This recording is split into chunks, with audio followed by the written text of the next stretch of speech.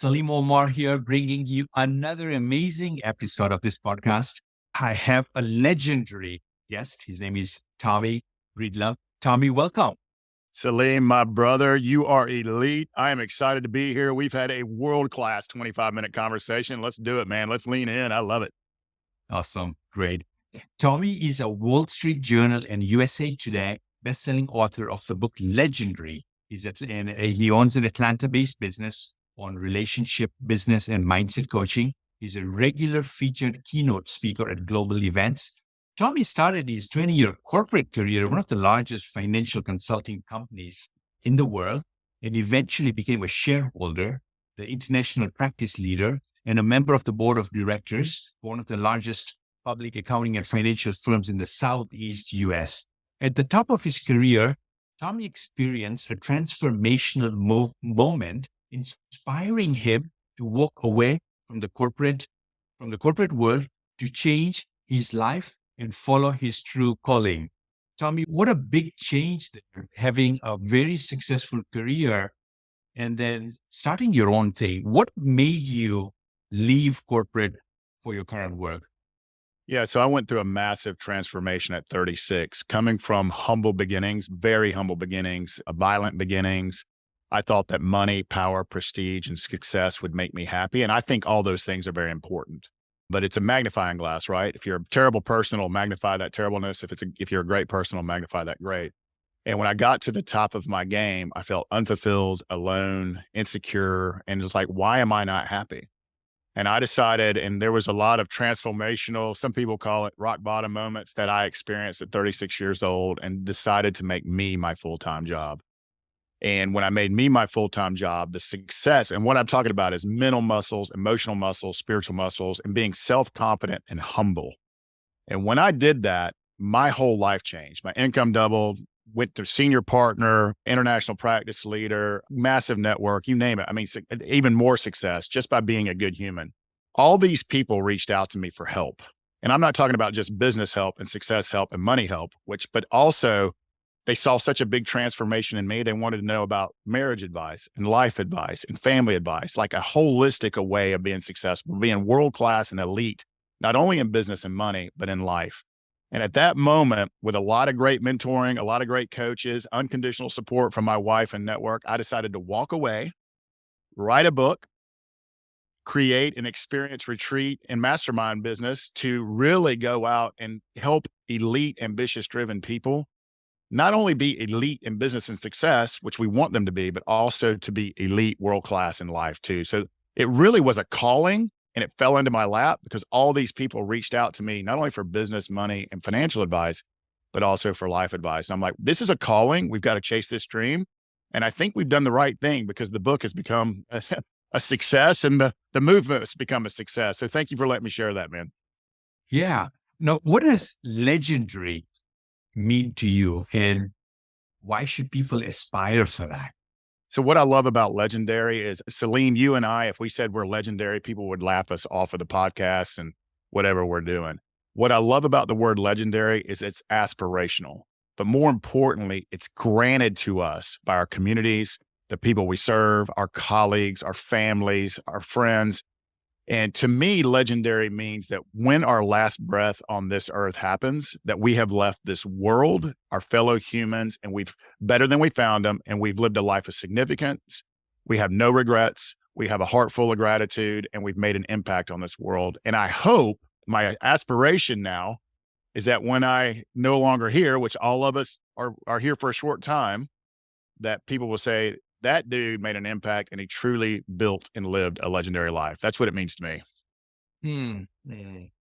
What's your ultimate intention behind asking your clients deep and personal questions before working with them? And what does it tell you about the capacity to work and support somebody?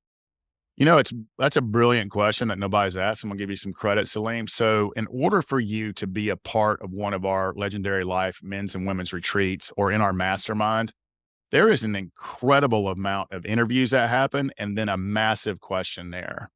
We want people who want to help themselves.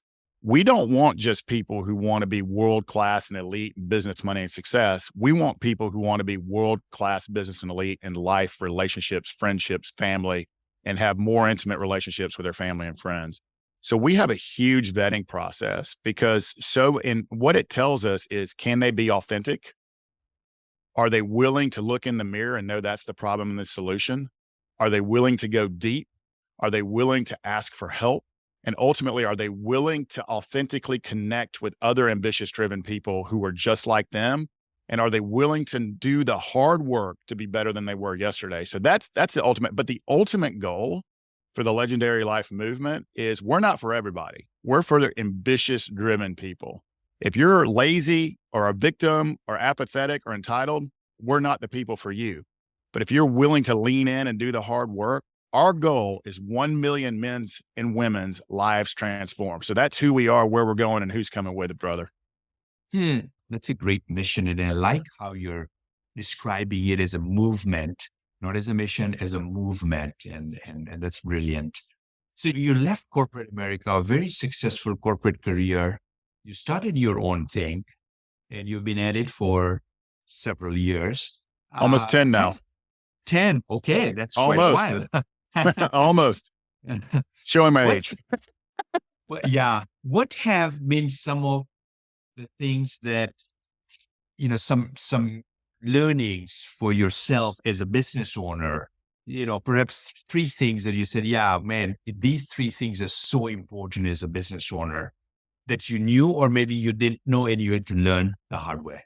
I'm going to give an honorable mention to the first one. And you and I have an advantage because we're both CPAs. We came up through public accounting and financial consulting. So we have an advantage there. I'm not going to give this one, but if you're going to be in business for yourself, an entrepreneur, you've got to understand finance and accounting, balance sheets, profit loss, cash flows, profitability. That's neither here nor said, but I'm going to give you the 3 lessons that I've learned.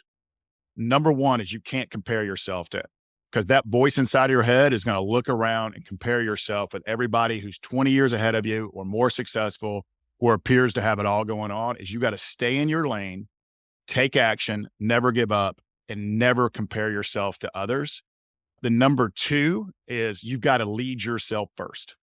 In order for you to lead others and for people to respect you, you've got to lead and respect yourself first.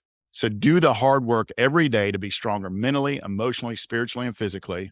To be self-confident, not arrogant, but humble, so that when you stand and look in the mirror, that you see an ally and not an enemy, because that voice inside of your head is going to say, quit, quit, quit, quit. You're not good enough. You're not good enough.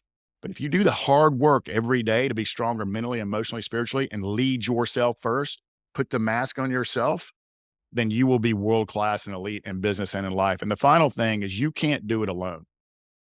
So many entrepreneurs and ambitious people think they have to do it alone. They can't show weakness. They can't ask for help. It requires leaders. Leadership's a simple thing. 1, it was, you just talked about it. Number 2 is knowing thyself, being self-aware and doing something about it. Number 2 is, you got to be confident, optimistic, authentic, and consistent. And so you can't do that alone. So these businesses that I've built, the Mountaintop Lodge, the boutique hotel in Dahlonega, Georgia, the Shine Your Bright movement, and most importantly for me, the Legendary Life movement, I have to have a tribe of people around me helping me be better, helping me to work harder, and to hold me accountable. But these human beings, I can also ask for help. I don't have all the answers. I'm not the greatest leader in the world, and I continually sharpen the pencil, but no, you can't do it alone. And to ask for help and surround yourself with abundant-minded, growth-minded, loving people. Those are my 3 chunks of wisdom that I've learned. That's great.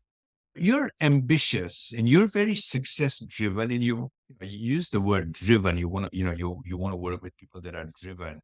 Now, where do we draw the line between trying so hard and achieving so much, and without compromising, peace or balance or fulfillment? How do you do that? Great question. To me, it's quality over quantity. And for most entrepreneurs or executives, depending on what season you are in your life, like the seasons do change, and your goals, your ambitions, your drive, your purpose changes during the seasons of your life. But for me, it's about quality over quantity. Right now, we're in a season that we're building our businesses. So we're going to focus primarily on that. However, when I'm with my friends or I'm with my wife or I'm with people that I care about or to have travel and fun, it's about quality. I'm not on my phone. I'm fully present. I'm there. I do believe you can have it all in life depending on the season of your life. But the key with ambitious driven people is it's like swimming to the horizon. It'll never be enough. When we get to the goal's moved, the corner has moved, we walk to the corner. But Mm, to me, it's also about celebration and gratitude. And so many people think that gratitude is a ceiling. No, man, it's a floor. Gratitude is the floor you stand on. You can turn around and look back and how much you've accomplished. You celebrate, you get present, but you're also grateful for all the things you have in your life and that you have the willpower to drive. So it's about gratitude, it's about celebration, it's about seeing where you're at, constantly striving for something else. But when it's time to have fun, when it's time for your friends, when it's time for your family, quality, quality, quality, be completely present, be completely immersed and be there with them. And when you have to step away and then go be elite in business, you go do that as well. So to me, it's a fine line. I've never met an ambitious driven person who's really got work-life balance filled out. It really doesn't exist. It's about being intentional with your time, being completely focused on your time and only concentrating on what you're doing at that time. To me, that's how you accomplish it. mm, mm. They're business owners, people that have been in business for a while, and for one reason or another, they've lost that excitement, they've lost that fire, and it's become business as usual. It's, the status quo. It's getting in, getting the stuff done, and getting out. What message do you share with someone who may be in that situation where they're not that excited, they're not that driven, they've lost some of that fire that they had at one point in their entrepreneurial journey earlier on? So the first thing I would tell them is they're not alone. We all go through peaks and valleys.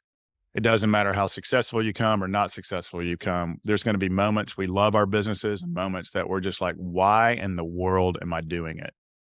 And I would ask them two things. Go back to their why. Why did they start this business? Why did they get involved in it? What were they trying to accomplish? Who do they want to impact? What were their drivers? Have they done that or not? And is it still light them up? Is the why behind what they're doing and who they're trying to serve and what they're trying to accomplish, does it still light them up?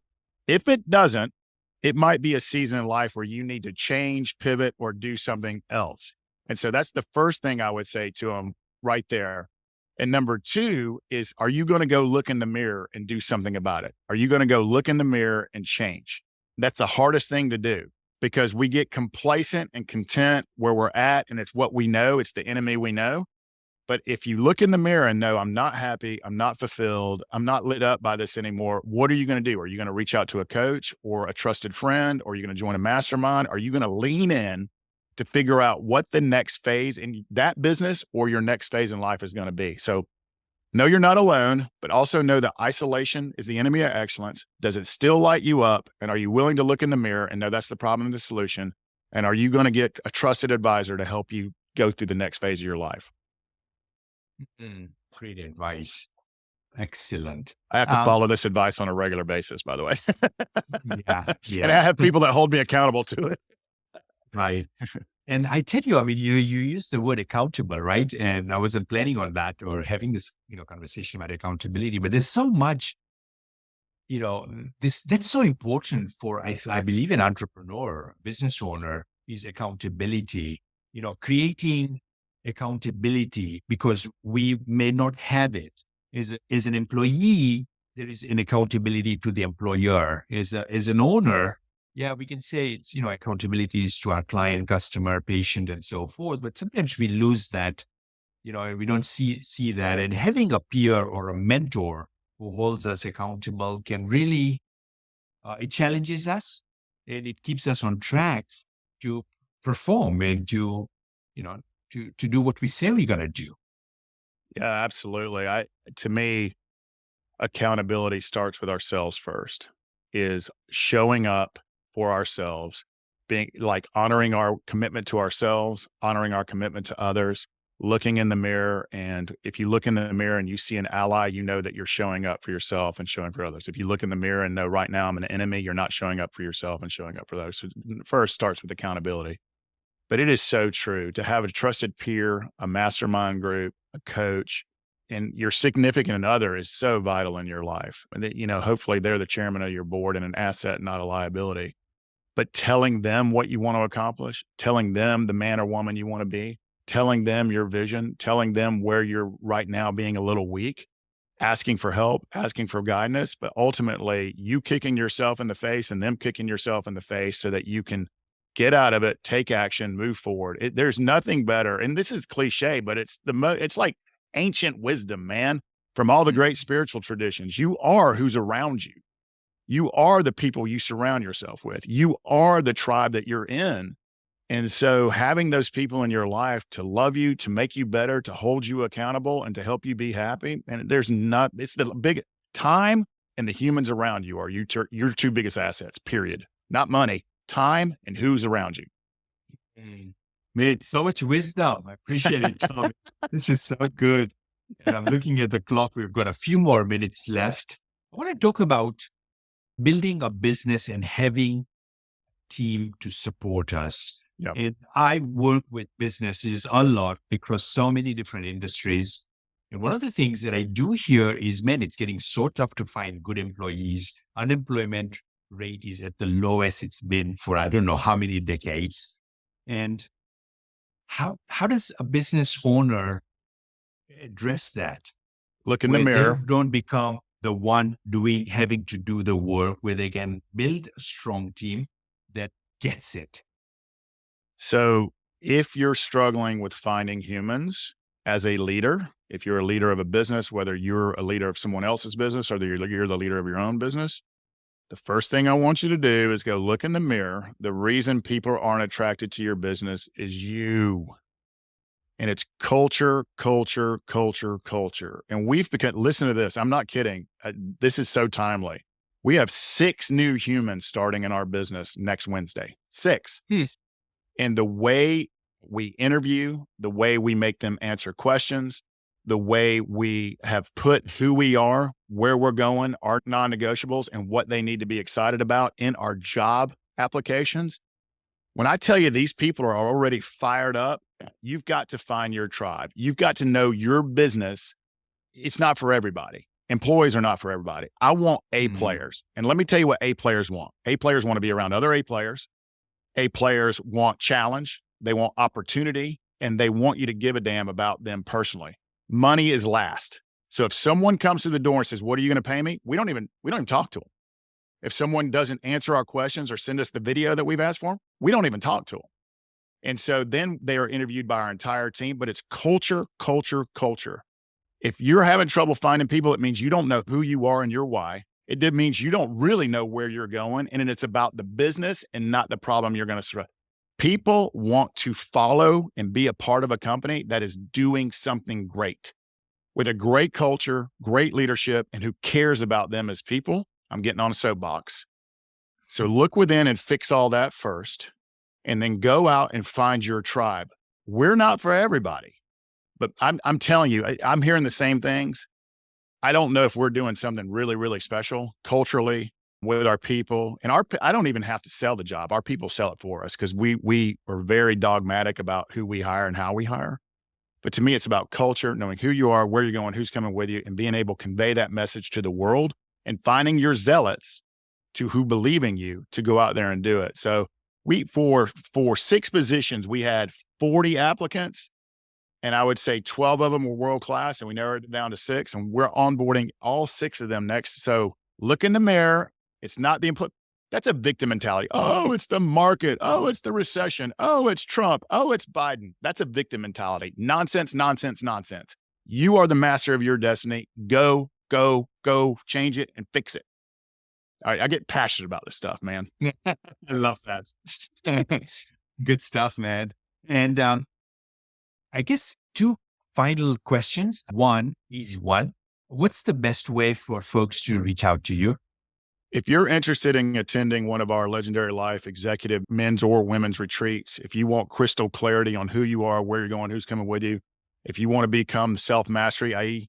becoming the master of your emotions and being proactive and not reactive and being world-class and elite in all phases, that's who we are and where we're going.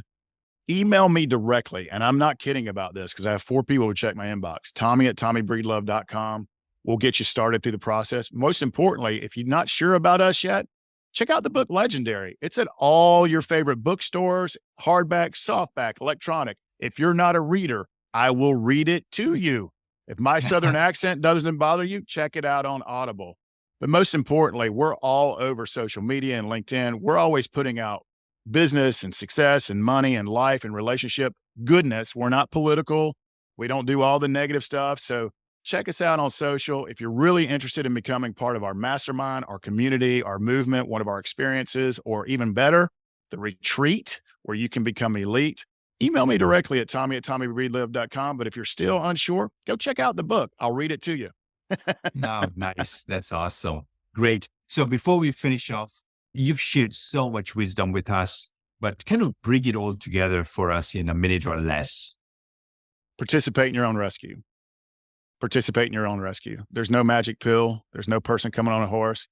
No one owes you anything. The government doesn't owe you anything. Your parents don't owe you anything. Your family doesn't. You have to owe yourself something. You are worth it. Wherever you're challenged in your life, you must participate in your own rescue, whether it's business, success, money, your relationship, your friendships, or your family. Look in the mirror. That's the problem and the solution. Participate in your own rescue and go do small things every day to be better than you were yesterday. Oh man, I couldn't have asked for more wiser words than those. So Tommy, thank you so much. So inspirational and exciting. And I'm just like fired up myself. So I appreciate it. And it's not really even the wrong type of fire. It's like moment. This is like, it's coming from a place of goodness. It's coming from a place of permanency. It's not feeling good today. It's really creating something that's bigger than ourselves. And I don't know about anyone, but I want to be part of something bigger than myself all the Amen, time. brother. So, Salim, all nothing right, but man. thank you so much, my brother. And Yeah, this it's has been so an honor. good. Yeah, it's been great. Thank you so much. Appreciate it.